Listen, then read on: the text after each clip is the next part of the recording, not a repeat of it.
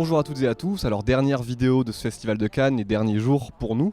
On a vu Hong Sang-soo pour finir, c'était présenté en clôture de la quinzaine des cinéastes. Donc le film s'appelle In Our Day, donc de nos jours. C'est encore un film de Hong Sang-soo, alors on a un peu de retard en fait, parce que les films de Hong Sang-soo, il y en a déjà deux qui sont pas encore sortis. À chaque fois qu'il y en a un qui est en boîte et qui est prêt d'arriver, il y en a un autre qui est déjà présenté. Le film raconte un petit peu en parallèle en fait deux journées de deux personnages, un qui est interprété par Kim Min-hee qui est une ancienne actrice qui est un peu mise sur le côté du cinéma et qui rencontre sa cousine et qui est hébergée par une amie à Séoul, et en parallèle on rencontre un poète qui s'appelle Hong. Ça c'est voilà, au moins si on avait un doute sur le fait qu'il y avait une mise en abîme à chaque fois dans ces films là, on n'en a plus du tout, et qui alors c'est assez drôle parce que c'est indiqué par un petit carton, voilà, est un poète qui connaît une popularité grandissante auprès de la jeunesse, et donc du coup dans la scène qui l'occupe, on a deux jeunes qui viennent le voir pour diverses raisons. Marin, toi qui es un fidèle fervent du cinéma de Hong Sang-soo, que tu connais très bien, qu'est-ce que tu as pensé de ce film ?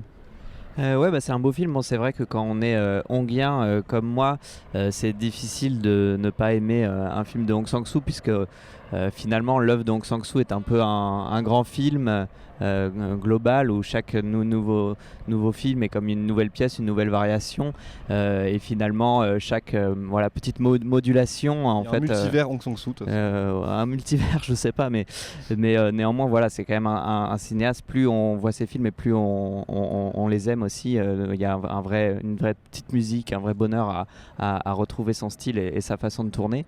C'est vrai, tu disais que le poète du film s'appelle Hong, et c'est vrai que récemment on a un peu le sentiment, depuis que son cinéma s'est un peu rétréci, que ce soit en termes d'équipe de tournage, mais aussi en durée et aussi juste sur les le scénario. Voilà, il y a depuis quelques années, il y a de moins en moins de concepts un peu temporels, notamment. Voilà, il a souvent joué avec les structures temporelles, c'est un peu moins le cas. Il y a souvent encore des petites idées de structure, et il y en a une ici puisque c'est un film qui raconte deux histoires en parallèle. On est resté un petit peu au Q&A après la séance pour le plaisir d'écouter 5 minutes parler Hong Sang-soo, et il racontait ce truc marrant parce que lui, à chaque fois, ses films commencent par le casting, et là il se trouvait qu'il avait sur son téléphone une photo de l'acteur qui joue le poète et une photo de Kim Min-hee, et les photos étaient côte à côte sur son téléphone. Voilà, c'est ça, sur son téléphone, et en swipant de l'une à l'autre, il a trouvé la structure du film, de passer d'une histoire à l'autre, qui sont donc des vases qui ne communiquent pas, si ce n'est que l'on comprend que les deux personnages se connaissent, puisque Kim Min-hee, dans un rapport évidemment méta à sa propre histoire, explique à sa cousine venue lui rendre visite et qui désire devenir actrice qu'elle a un peu arrêté d'être actrice au moment où elle a rencontré quelqu'un qui a compté, qui l'a inspiré, et par une habitude alimentaire légèrement déviante un peu plus loin dans le film, on comprend que c'est bien effectivement le poète dont il s'agit. Mais oui, ce que je voulais dire, c'est qu'effectivement plus Hong avance, plus il va loin dans l'autofiction et assume un petit peu le miroir, ce qui a toujours été là bien sûr, mais qui assume une sorte de miroir déformant de sa propre vie. Il y a d'ailleurs un énorme miroir dans le premier plan, je sais pas si tu l'as vu, quand on caresse le chat. C'est vrai. Et c'est très beau ici, et assez drôle d'ailleurs, sur ce personnage de poète qui désire arrêter l'alcool et la cigarette, et il y a un jeune admirateur qui lui dit: mais vous êtes tellement connu pour aimer l'alcool et les cigarettes. Et effectivement, on connaît Hong Sang-soo pour ces scènes de soju qui coulent à flot, et il y a une vraie sorte d'émotion tranquille qui traverse le film, qui est un film sans trop de heurts. Il n'y a pas beaucoup d'énervement comme il y a parfois. C'est un film assez calme, comme La Romancière, qui était assez tendu en fait, dans pas mal d'interactions. C'est ça, La Romancière qui était un film presque plus méchant, mais on retrouve quand même encore une fois le personnage de Kim Min-hee qui joue son propre rôle d'actrice ayant abandonné le cinéma. Ce qui m'avait un peu gêné dans La Romancière, je dois dire. La manière dont c'était amené. Oui, voilà, il y avait quelque chose de bizarre, je trouvais, à se justifier à l'intérieur de la matière du film, de cet abandon du cinéma qui a beaucoup été commenté en Corée, puisque Kim Min-hee était une star immense avant de. Beaucoup, voilà, avant de. Ça a beaucoup été enfin, ce couple, intergénérationnel a beaucoup été commenté et reproché. Mais enfin voilà, ce rapport-là à la réalité me gênait un peu dans la romancière, alors qu'ici il y a quelque chose de beaucoup plus apaisé et de drôle, et voilà, je trouve que le film est assez fort. C'est marrant parce que justement il y a cette même justification, elle est aussi dans ce film-là, mais dans une version beaucoup plus apaisée, où en fait c'est Kim Min-hee qui explique à sa cousine qui est venue lui rendre visite après un voyage au Brésil, si j'ai bien compris, et donc elle lui explique voilà que quelque part il faut enlever les couches pour accéder à la sincérité. Donc c'est évidemment quelque chose qui va raconter aussi ce que le cinéma d'Hong Sang-soo fait depuis plusieurs années, je trouve, c'est-à-dire d'enlever tout ce qui va être superflu, de garder un petit peu la sève, c'est-à-dire vraiment une scène de discussion par exemple. C'est-à-dire que ce qui est intéressant, c'est que donc on a expliqué cette structure en montage alterné. Mais je crois qu'il y a 4 blocs en fait, du coup 8 en tout, 4 blocs chacun, et en fait chaque scène, il se passe pas vraiment énormément de choses, il y a qu'un seul lieu à chaque fois, les personnages dès qu'ils sortent de l'appartement on ne les voit pas dehors, donc on reste vraiment à table en fait presque dans les deux cas. Et ce qui est intéressant, c'est que j'ai rarement vu aussi quand même un film qui commence de cette manière-là. On en parlait à la sortie de la séance, donc il y a un chat, comme dans d'autres films de Hong Sang-soo, et pendant 5 minutes on va vraiment parler de ce chat, à quel point il est mignon, à quel point il est beau, à quel point il est doux, à quel point il aime Kim Min-hee. Mais ça, il n'y a absolument pas de narration à part des commentaires sur ce chat. Ouais. C'est ça, et pareil, ce qui est intéressant, moi c'est la partie avec Kim Min-hee.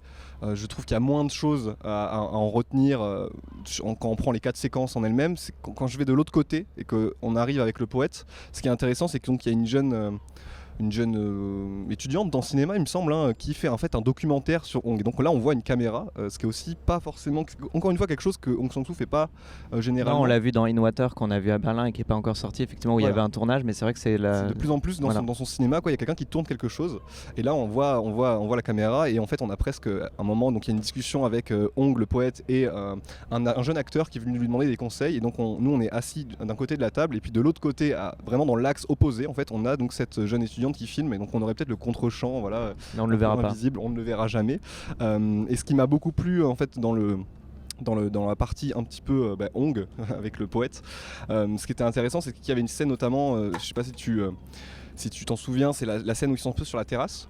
En fait, ce qui m'a j'ai trouvé ça un peu étrange en fait, c'est que on entend des travaux pendant au moins une vingtaine de minutes en permanence, et je me disais mais c'est étrange, j'ai presque l'impression que c'était les travaux derrière la salle quoi. Des fois ça arrive quand on va au cinéma, on entend les travaux de la pièce d'à côté, là c'était dans le film, et je me suis dit il y a quelque chose comme ça, d'une forme de construction en cours en fait, de quelque chose qui se simplifie petit à petit, on échafaude quelque chose, et c'est souvent du coup la fin du film, moi je la trouve magnifique, et ce qui est encore plus aussi troublant, c'est qu'on a Kim Min-hee raconte une anecdote sur le fait qu'avant qu'elle ait rencontré cet homme qui a changé sa vie entre guillemets, elle a fait des études en esthétique de l'architecture. Alors ouais, je commençais à tresser des liens étranges. En fait, ce qui est intéressant, comme tu l'as dit, c'est que c'est 2 blocs qui ne communiquent pas directement, mais qui n'arrêtent pas de se renvoyer par petits échos en fait. Tu as parlé de cette habitude culinaire. Moi, il y a cette idée un petit peu de la construction comme ça, de l'architecture comme ça générale. Et donc voilà, c'est assez troublant.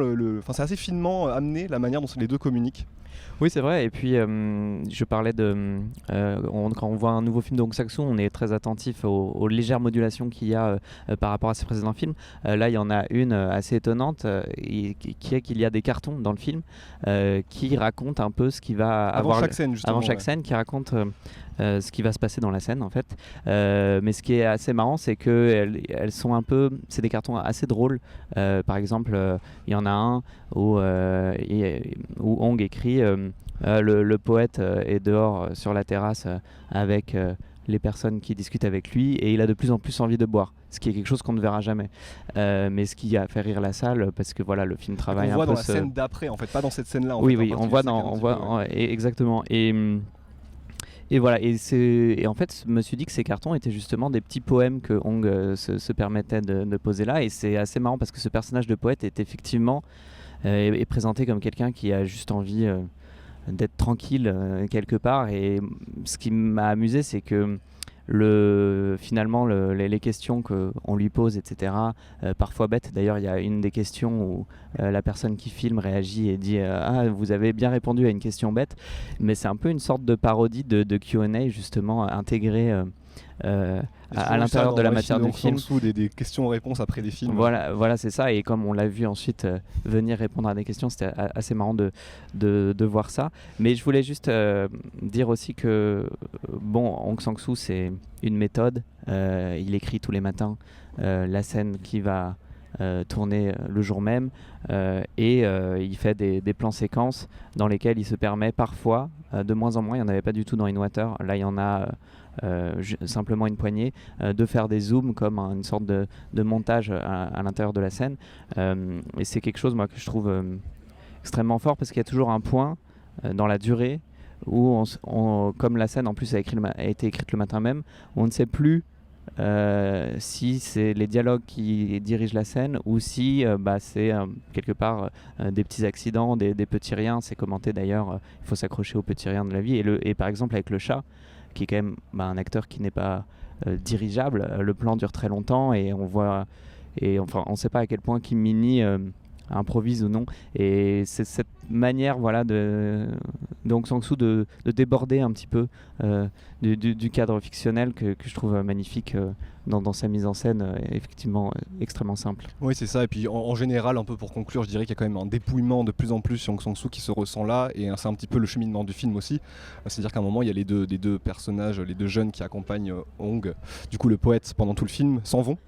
Et là moi je me suis dit mais c'est terrible, en fait il va se retrouver tout seul avec les bouteilles de soju vides devant lui, un paquet de clopes qu'on lui a laissé un peu par dépit presque, et en fait c'est tout l'inverse qui se passe puisque le personnage va savourer comme ça une sorte de solitude un peu consentie, une sorte de tristesse un petit peu agréable, une mélancolie qui caractérise beaucoup de films de Hong Sang-soo, mais là on l'a en autoportrait presque à la fin. Il se filme lui-même en train de raconter aussi la manière dont il fait ses films, puisqu'il est de plus en plus seul en fait. Et quelque part c'est là où il trouve la matière peut-être la plus proche de ce qu'il a envie de faire. Donc ça je trouve ça hyper intéressant à suivre aussi comme évolution, et ce film-ci vient s'inscrire là-dedans Ouais. En espérant qu'on puisse découvrir bientôt Walk Up, qui est celui qu'on n'a pas vu récemment. C'est vrai, on en rate, il y en a tellement que voilà, c'est ça. Je pense qu'on pourra s'arrêter là. Vu que c'est la dernière émission, moi j'en profite pour évidemment remercier Étienne Cimetière-Cano, que vous voyez pas mais qui est juste derrière. Merci Étienne. Les deux caméras. On remercie aussi toute l'équipe de Criticat, ceux qui ont participé aux vidéos, puis on vous remercie vous aussi d'avoir commenté les vidéos, de les avoir regardées. Vous avez été nombreux cette année, donc je pense qu'on le refera l'année prochaine. Je pense que ça nous a tous beaucoup plu de le faire, et puis on vous dit à très vite sur Criticat, et puis n'hésitez pas aussi de regarder le reste de la chaîne YouTube. On fait des émissions un petit peu de ce type, un petit peu plus longues, un petit peu plus denses aussi, parce qu'on a le temps d'en parler un petit peu avant sur les films qui sortent en salle toute l'année. Donc merci beaucoup encore à vous et à très bientôt.